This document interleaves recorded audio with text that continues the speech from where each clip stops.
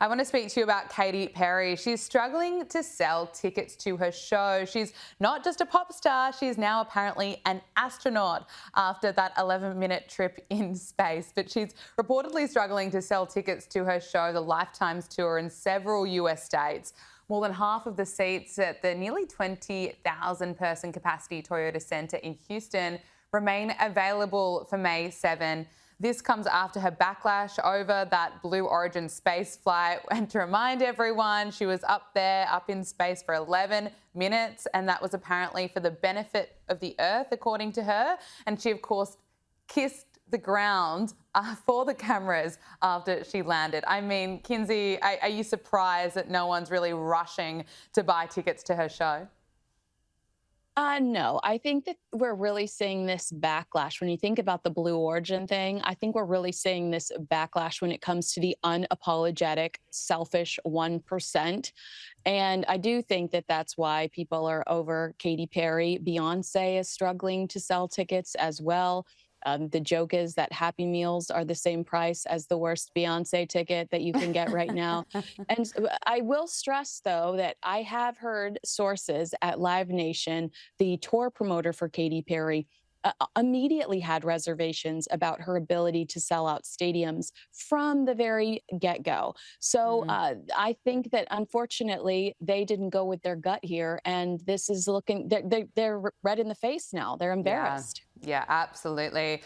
Let's chat about Meghan Markle. She couldn't be more cringe if she tried. She addressed a crowd at the Time 100 Summit in New York, where she was asked about how busy she's been pursuing her dream of, well, being a reality star, being an influencer.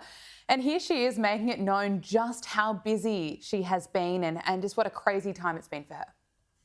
Meghan, Hi. we're so excited to have you here today. Thank you. I'm thrilled to be here. First want to just say congratulations to you on everything that you've done and everything that you're doing. Thank you. I appreciate that. It's been a very full, it's been a full few months Full for year. sure. Yeah. So this conversation is about her journey, your journey. And I want to start. We have 20 minutes. Yeah, we do. It's been a journey. We do. We can go over. I mean, when I listen to Meghan, I am just reminded that there's nothing authentic there. She went on to say she's now the happiest she's ever been. She claims to be this entrepreneur without really acknowledging that her level of fame is because she married a prince. You know, the BS from Meghan just never seems to stop. Well, I'd like to just reiterate the 1% comment. I mean, is this not the perfect example of I am completely unrelatable? I've been given so many opportunities because of my proximity to the British royal family that I have spoken so horribly about. I tormented the Queen in the last few years of her life. I tormented Prince Philip in the last few years of his life. And now I've tormented King Charles in the last few years of his life. I mean, she is relentless, she is shameless, and she is exhausting. You are not a successful female entrepreneur. I can list more fails on both of my hands. Where's American Riviera Orchard? What happened to Spotify? You've dropped out of the not just 100, but 200 when it comes to the podcasting charts today with Confessions of a Female Founder. The critics were horrible about With Love, Meghan. You sold inventory that you didn't have on asever.com. People are still waiting for their refunds.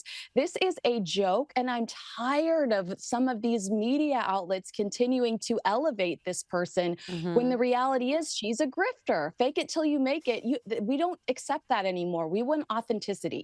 Well, this Meghan Markle PR machine is right now in full swing. She sat down for another podcast interview with the founder of IT Cosmetics, Jamie Kern-Lima, that was released today. And at one point, she broke down in tears, speaking about being a mother and about love languages. And she took another swipe at the royal family, suggesting that really being part of the royal family was being in the trenches. Take a listen. Are you in love now more than ever, more than you've ever been?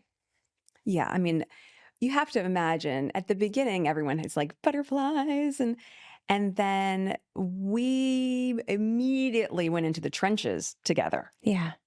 Right out of the gate, like 6 months into dating. So now 7 years later, when you have a little bit of breathing space, you can just enjoy each other in a new way. And that's why I feel like it's more of a honeymoon period for us now.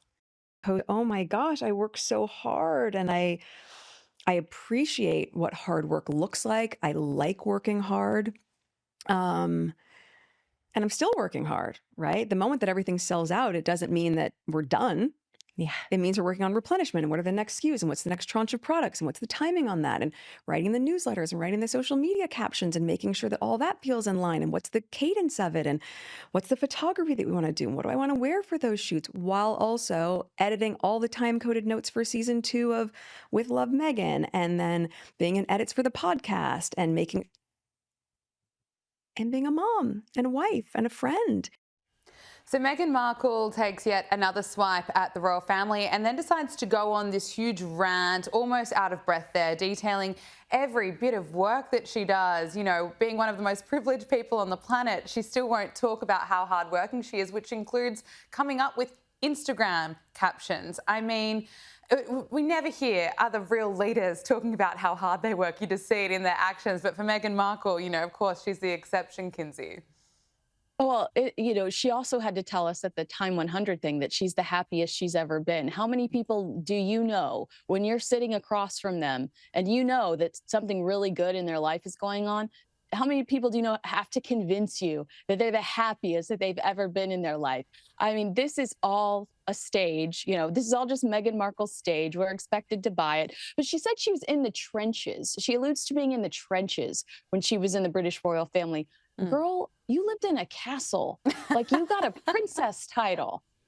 People were falling at your feet. People would run your bathwater for you. I mean, I could list the things, the perks. I could list them forever. The trenches. She has got to. The Delulu is on another level. Sometimes I envy it. I have to agree with you there. It is on another level. Kinsey Schofield, commentator and host of the To Die For Daily podcast. So great to talk to you. Thank you for joining us on Power Hour. Thank you.